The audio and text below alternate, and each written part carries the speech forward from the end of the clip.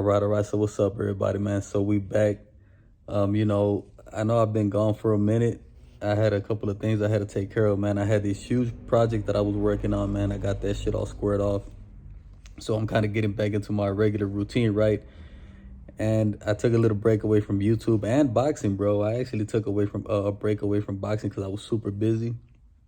And I'm barely getting back into it, bro. I'm barely getting catching up with all the news, all the fights that have been happening, and all that shit. And it's kind of crazy, we got some good fights coming up, man. Benavidez versus Morrell, of course, that's one of the best fights that's coming up.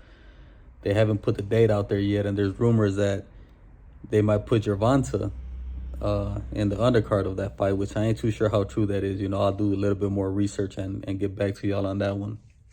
But man, it's kind of crazy when you take a break away from boxing and then you come back to the same old bullshit, right? Like, it's just crazy to me how it's the same shit all over again, bro, and how these fans are so gullible, bro. Like, it kind of just shows me that boxing, bro, is like on some bullshit these days, man, for real.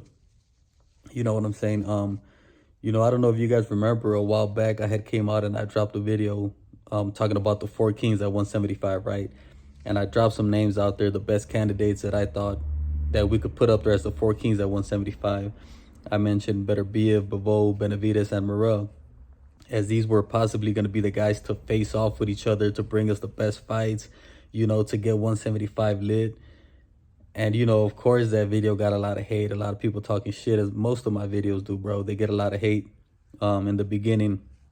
And then, as the time goes by, bro, what I say, it just ends up happening, bro, because man, I think I got a pretty decent eye at what's going on in the boxing world and what might happen. And I could kind of pick up on the way certain boxers move and which boxers to believe in and which boxers not to believe in, right? So, as far as those guys that I put up there as the four kings, people were talking shit, this and that, but guess what, man? Beterbiev and Bivol already happened. We're about to get Benavidez and Morrell.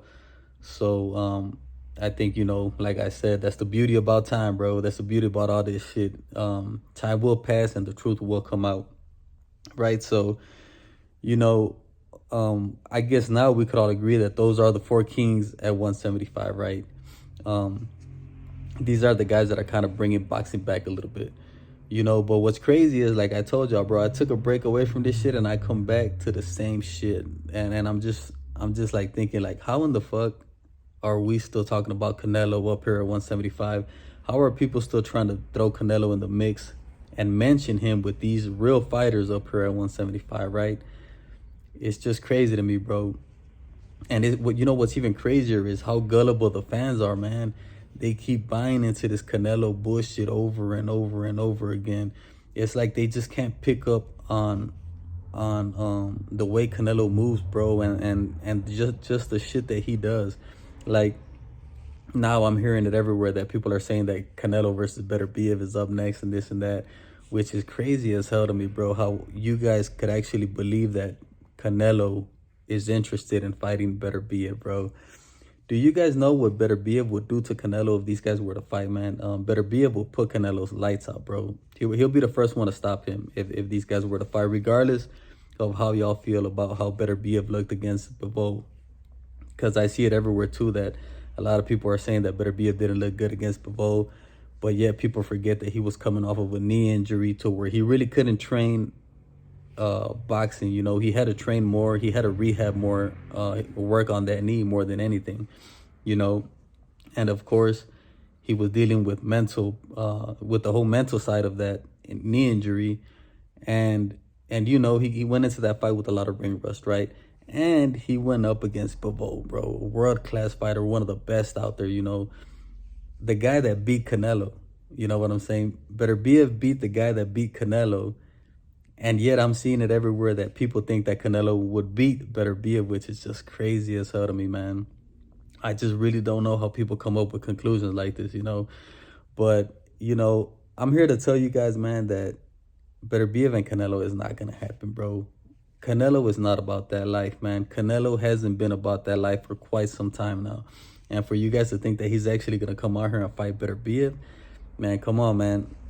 The only reason Canelo says this type of shit, or they push these kind of narratives, is so Canelo could kind of stay relevant, bro. Because think about it, man. Yes, Canelo I don't know if you guys forgot about this shit already, but Canelo single-handedly killed off the 168-pound weight division, bro. That weight division was so promising, man. It was so lit. But Canelo killed that shit off by holding on to all the belts, not giving us the fights that we wanted, doing his little bullshit circus, his exhibition matches to where two of the best fighters in that division, Benavidez and Morrell, had to jump up to 175 because they weren't getting their opportunities. You know what I'm saying? Because Canelo ducked both of these guys, and it's just crazy, you know.